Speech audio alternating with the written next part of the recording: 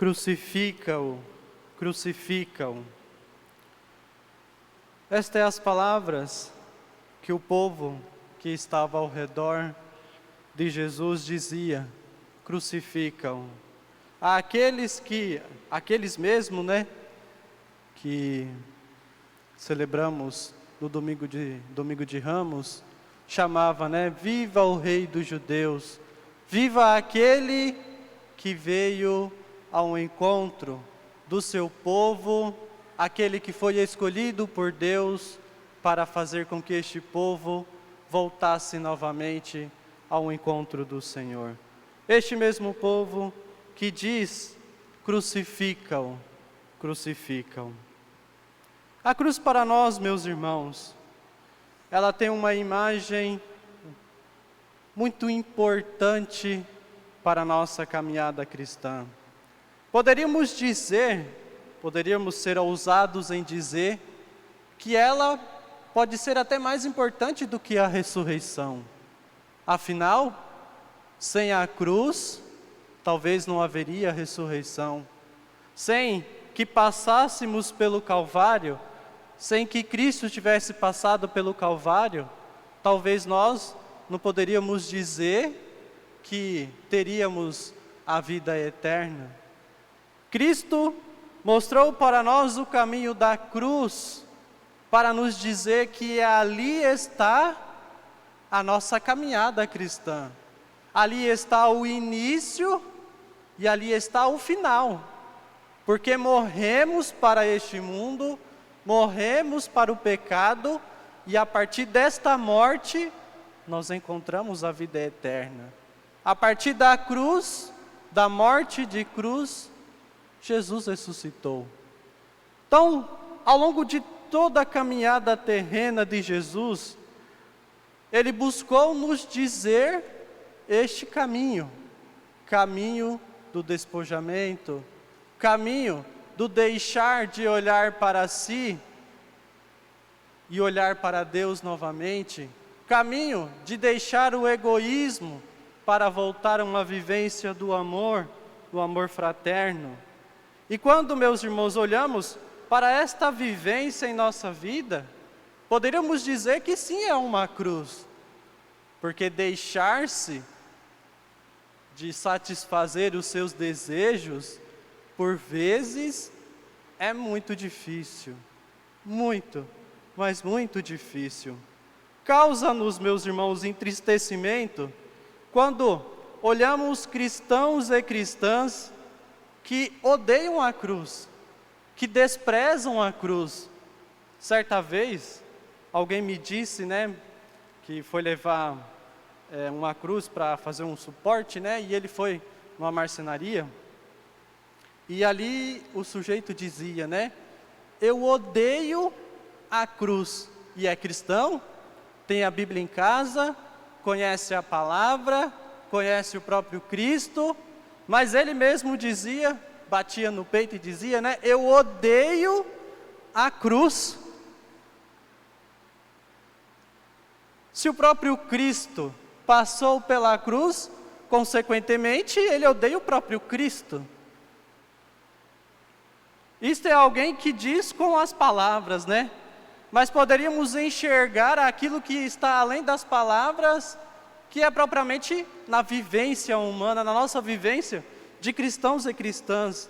Quando olhamos, para a nossa sociedade, cristãos e cristãs que parecem, que se dizem, seguir o caminho de Cristo, e quando lhes são propostos os caminhos de renúncia, os caminhos de despojamento, os caminhos de cruz, ao invés de as tomá-la, faz com que ela seja meramente nada.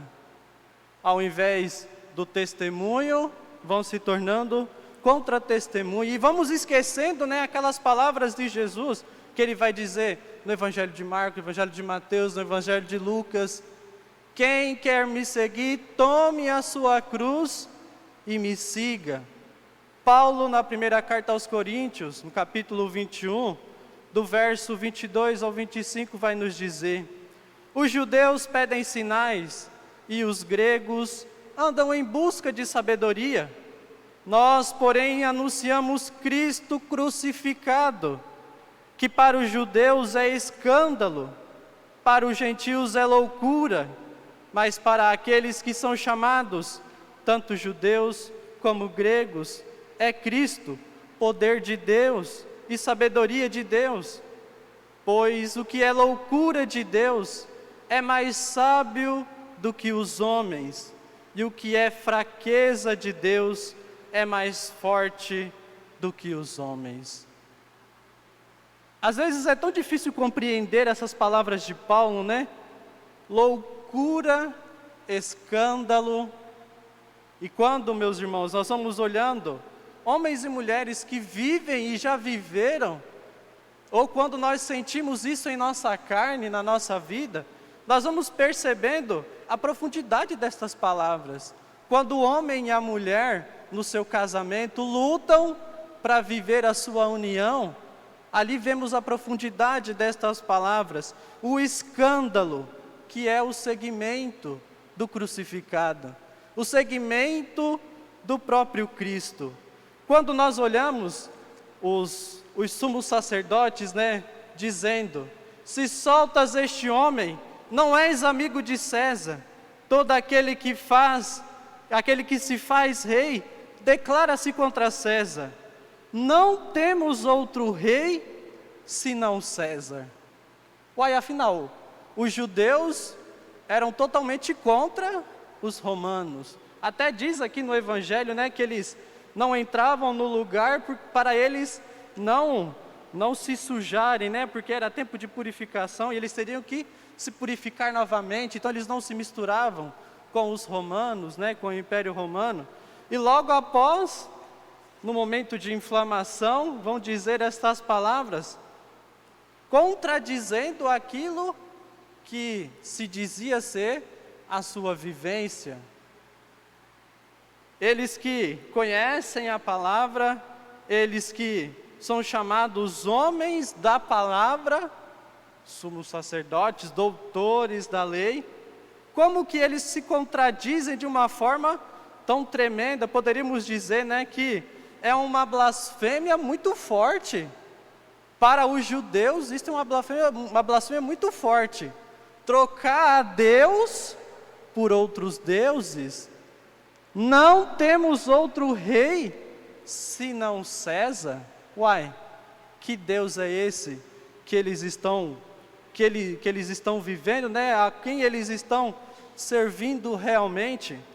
Deus se tornou para ele apenas um objeto de uso. Para matar a Cristo, vamos deixar Deus de lado, vamos assumir outro Deus. E quando, meus irmãos, nós vamos olhando para os sinais do nosso tempo, nós vamos vendo estas mesmas vivências. Deus nos chama à verdade, Deus nos chama à justiça, Deus nos chama ao perdão e à misericórdia, e nós, na nossa vida, vamos vivendo de outra forma. Eu professo uma coisa, mas a minha vivência é outra. Não temos outro rei senão a César. Não temos outro rei senão o meu próprio umbigo, o meu próprio ego. Não temos outro rei senão o segmento de Cristo. Será? Às vezes nós dizemos, né, eu sou de Cristo. Às vezes nós dizemos, né, a minha vida está nas mãos de Deus. Mas será que realmente a nossa vida está nas mãos de Deus? Ontem, celebrando a ceia do Senhor, algo que esta celebração busca nos mostrar é que quando estamos reunidos em torno do seu altar, participamos do seu banquete, nós não somos mais nós mesmos, nós nos tornamos propriamente Cristo. Porque Cristo, quando comungamos, Ele está no nosso organismo, né, pelo pão, e não somente pelo pão da forma visível, mas nós nos tornamos propriamente o Cristo. Na missa você recebe o corpo de Cristo oferecido, e ao consumi-lo, você mesmo se torna corpo de Cristo. É outro nome para a igreja. Portanto, ninguém pode dizer: quero pertencer à igreja, mas não quero incorporar-me. Seria um absurdo. Por isso que a cruz é um escândalo, porque muitos não incorporam a cruz, não tomam-a na sua verdade. E propriamente Cristo, neste Evangelho, na sua entrega, Ele veio propriamente para nos dizer: eu nasci e vim ao mundo para isto, para dar testemunho da verdade. Todo aquele que é da verdade, escuta a minha voz. Todo aquele que dá o testemunho da verdade. Às vezes nós, na nossa vivência, achamos que somos realmente seguidores, mas estamos nos enganando. Porque o nosso segmento, por vezes, ele é falho pelo nosso ego. E a gente não pode eximar ninguém. Todos nós somos falhos. Talvez o mundo não conheça a cruz, a profundidade da cruz, porque o nosso testemunho está sendo falho. Porque a nossa vivência está sendo falha. Talvez a nossa família esteja vivendo grandes brigas, profundas brigas, o casamento possa estar se desmanchando, porque alguém não está vivendo a loucura da cruz. Como quando ouvimos as palavras do profeta Isaías: ei-lo, o meu servo, será bem-sucedido, a sua ascensão será ao mais alto grau, muitos ficarão pasmos de vê-lo.